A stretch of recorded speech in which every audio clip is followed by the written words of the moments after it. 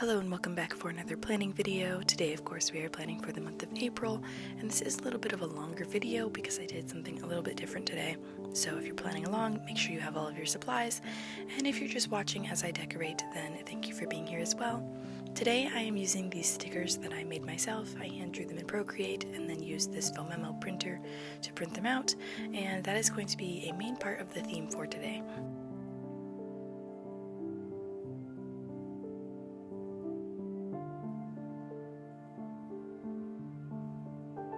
This month I had looked on Pinterest and found some inspiration photos and decided on a Starry Night inspired lightning bug theme. And I wanted to draw more than I have been because I haven't really been drawing very much in my planners this year. So I did want to focus more on drawing and less on stickers. However, I didn't want to have to draw 300 lightning bugs throughout the course of this setup video. I drew several styles of lightning bugs in Procreate before using my Phomemo laser printer to print them out. I printed about 3 different sizes, I think, and because these are on clear sticker paper, you can draw behind them, which is really nice. So I would use a peachy orange medium colored Tombow behind them to make the base of the lightning bugs glow. Then I used a brighter true yellow to expand the glow a little bit, as well as a Crayola to add some texture. Then I used this very light blue Tombow, I believe this is 451 maybe, and used that as the base of the sky before adding definition along the edges using a darker Tombow and a Crayola Supertip. I feel like the process for creating this theme, or for creating a theme similar to this, is fairly straightforward and simple. I just scattered lightning bugs across the page and then tried to keep a very loose, flowy, billowy kind of feel to the sky to get that Starry Night, Van Gogh sort of inspiration and feel to the theme. You could even recreate this using different colors if you wanted.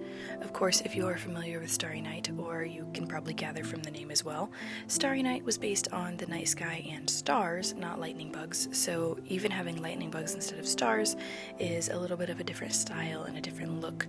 Even though it's still clearly inspired by Starry Night, there's a lot of things that you can do to customize this and make it your own and make it something that you enjoy more.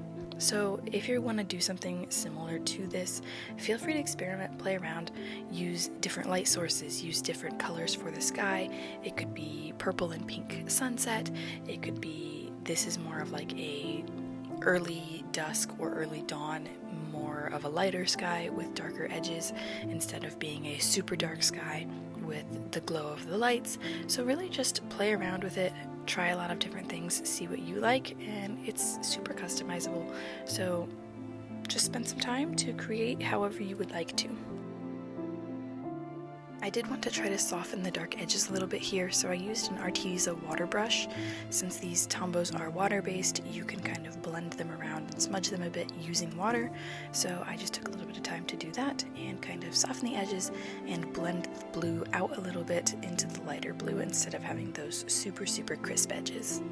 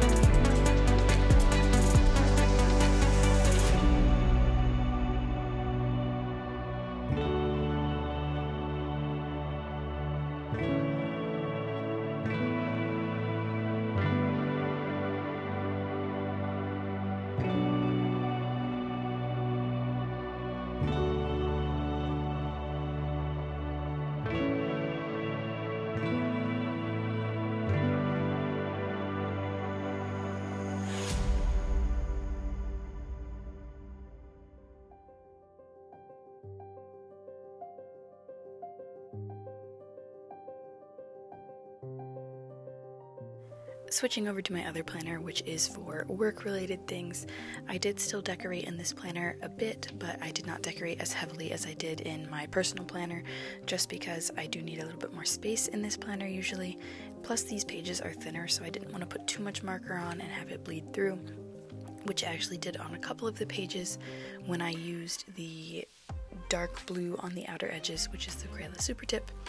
So this one is a little bit faster and simpler.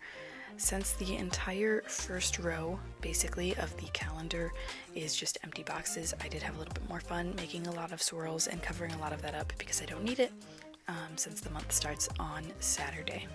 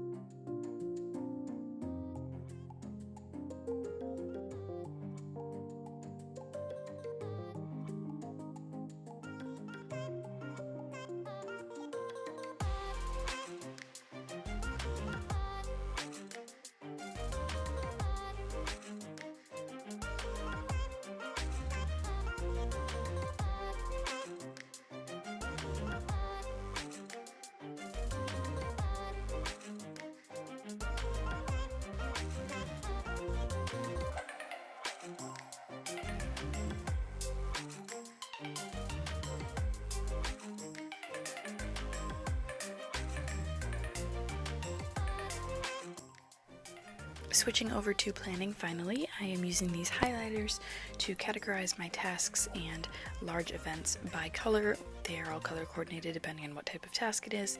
So I'm just writing in my reminders throughout the month of my regular video schedule, wallpapers, editing, all of those sort of things, and then I'm also marking them in on the weeks. And you can also see here I have a little bit of a task list of things to do before our spring market, and just a few reminders of events that I have happening and things that I need to get done before those events. You may have noticed that there was already some decoration in my planner. That is because I typically will decorate the day as soon as we are confirmed with an event organizer for a market or for a craft fair. So I mark those in advance. So I actually already have decorations in my planner all the way through September because we have events that we're going to be at. I just don't decorate the rest of the month until we get to the month. I also added in a little task list here so I can write down things that I need to get done that don't have a set day, as well as blocking off some time for different events that we have going on over the month of April.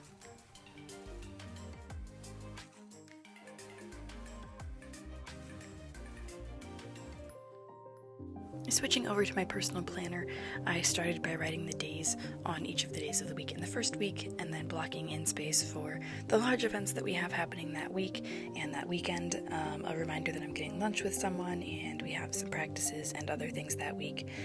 And then I just go through each of the weeks, putting in the days and dates on each of the weekly calendars, and I don't think I really put very many tasks or reminders, just because, again, this is my personal planner and I don't always know what all I want to show in videos. So I sometimes will just keep this setup a little simpler on video. I include larger things like photography events or art sales or anything like that, certain meetings that I have. I will include those big things because it will affect the rest of my schedule for the month, but I don't usually do daily planning until the week of. So some of it, this might seem very blank to you, and like I haven't really planned a whole lot because I didn't yet, because I usually will do it on any day really from Saturday to Monday when the week is about to begin.